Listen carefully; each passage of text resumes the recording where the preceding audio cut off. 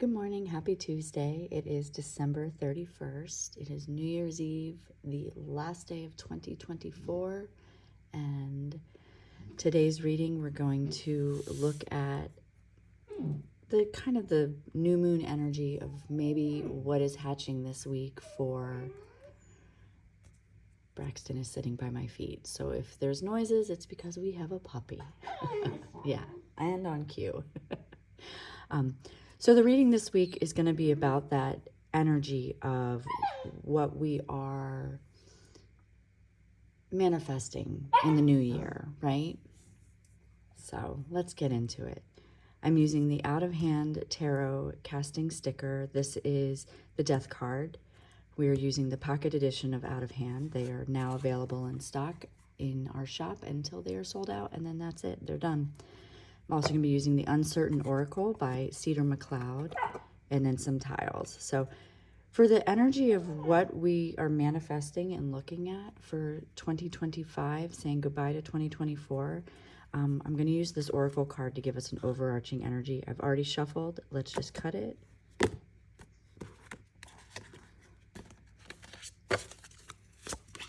And we've got solar. Ooh, solar and the moon. I love how right off the bat, I see that this looks almost like that solar flare of the things that are burning away from us, the things that are burning out of our life that no longer serve us. Saying we that dead weight, and solar this time for me, what I'm seeing and hearing is just kind of saying goodbye to the parts of you that no longer serve a purpose, right? So that way you can get to that core, to the really good stuff, the best authentic self. Like, this is your time to shine, right? So stepping into the new year, let it be you. What's it? The new year, new me. Maybe 2025 will be it. I've also shuffled this, so I'm going to cut the deck.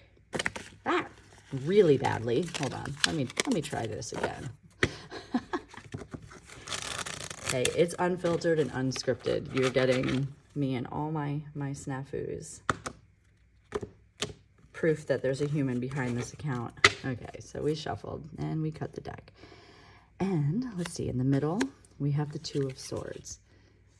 Two of Swords, like, in order to cut out those distractions, in order to let the solar flares burn away the parts of you that are just so exhausted, that energy that is just the gas that's gone, right? Is telling you this week to cut out some distractions. Maybe there's things that you're multitasking too much and you need that quiet space. You need that moment to just sit back, turn off distractions, and allow yourself to think. We've got this one, we've got the Three of Cups, and then the Nine of Wands. So with that Three of Cups energy, it's kind of like a recent past. Maybe there was a lot of celebrating. Maybe there was a lot going on.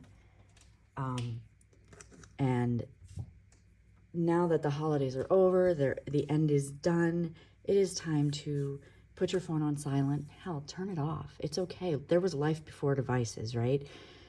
What's brought us there was all the celebrations, all the catching up, the doing, the going, just good times, right? But now it's time to be silent. This week, we are focusing on that core self, on our core, on what it is that lights up our personal lives. Because going forward, there could be times of burnout. There could be times of excess work. There could be times of just really having to work through some troubles. And in order to prepare for that, for what is coming, you're going to need to get into the space of limited distractions, choosing some decisions. Maybe you're being faced with something where you're not sure of the right path, and there's too many things coming from all over the place. So you need to just really get into that core. I'm going to take another card to kind of give us a crossing energy. And I've got the Six of Cups. The Six of Cups tells me that there's a part of you that probably you're holding on to that you're no longer there anymore, right? And that goes into this Three of Cups when we're getting together with people, a lot of reminiscing, a lot of going up. That is what's also getting burnt off. It's okay to have the memories, but you can't live in memories. You have to be able to cultivate your future. Memories were good. They show you, even if they were bad, they show you what has happened. And hopefully you've learned from them so that you can move forward. And that's where, whenever I see Nine of Wands too, I always hear, is that the best you've got? Like talking about our abilities to persevere and endure and just go forth with learning from our past and being in those spaces of just what we're capable of, right? The undercurrent is going to come in the form of Lenormand tiles. And this, I'm going to look at it as like the bridge from the old year into the new year and what's going to help you get rid of that excess gas. You know, like we'll call the energy the gas, like the stuff that no longer is part of us but kind of lingers, so that we can get to our brightest self.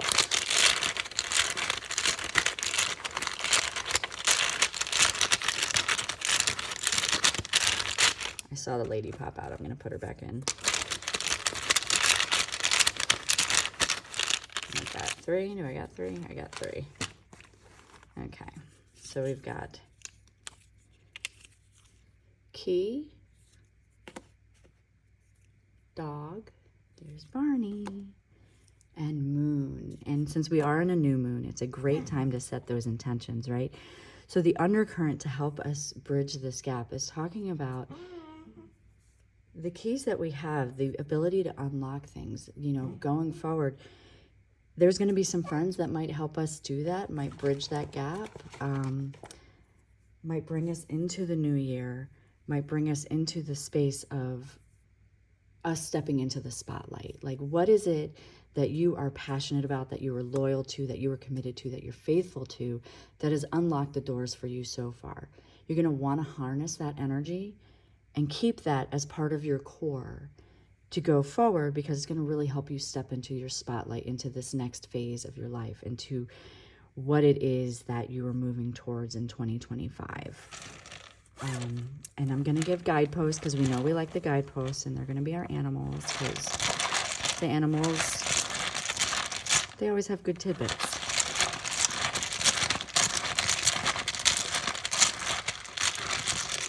So the first one we have is the mouse.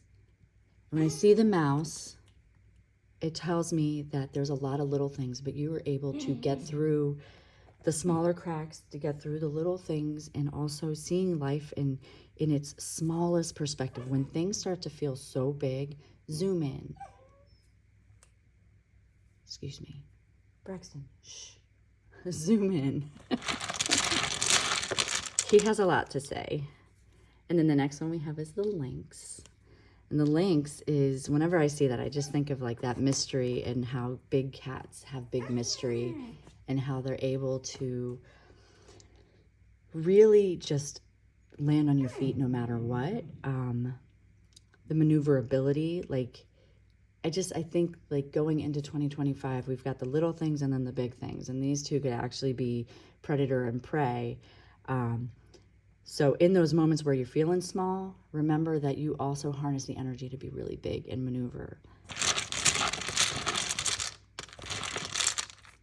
And then we have dog. Oh, all my beloved animals that have passed are showing up in this spread. This is Stan. He was my first dog. So Stan, when I see him, when dog pops up in a reading like this, I think about the curiosity. I think about being curious about what 2025 will bring, being able to find the playfulness in it as well, and just having that intense excitement and joy and just love for the things that you care about going forward. And lastly, we have the raccoon. I love a raccoon. And the raccoon is telling you to use the tools at your disposal, that you are, if things get too overwhelming, especially with the solar energy and with the big energies that are going on, you have the ability to work through the calm of the night, right? Like whatever your calm of night, it doesn't necessarily need to be at night, but you can get into things that people might not think that you would be able to get into because you have the ability, right? So that goes into this maneuverability and loyalty and all that.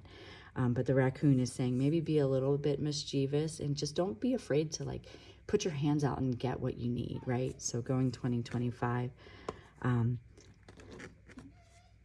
you're going to be able to use the tools at your disposal and maybe even forage a little if you need to, whatever that might mean for you. I wish you a wonderful, happy new year. I hope that you're safe, and if you're like me, you'll be in bed by 9 p.m. But tomorrow is a new day. I know that proverbially it's just another day, not like, you know what I mean.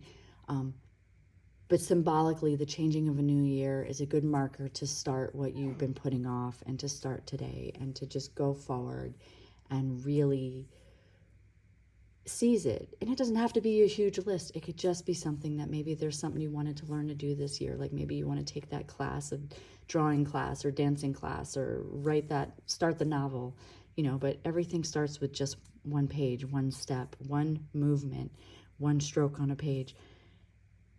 The opportunity is there, so just go take it. And even when it gets hard, you can work through it. So again, thank you for being with me during these casting sessions. I hope you like them. Feel free to comment and let me know. Subscribe to my YouTube channel if you haven't already.